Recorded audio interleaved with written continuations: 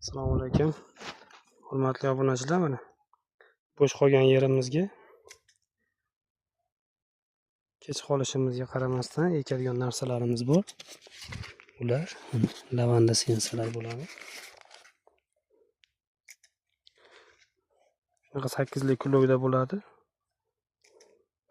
Chiroyli holatda, gullagan holatda.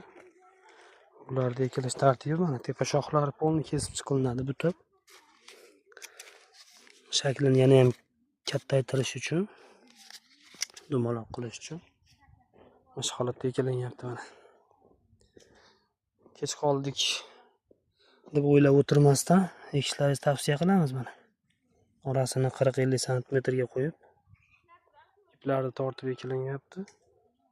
Xudo xolasa kuzga tayyor bo'ladi. Tayyor holatdagilarga kerak bo'lsa, anaqa chiqarasizlar.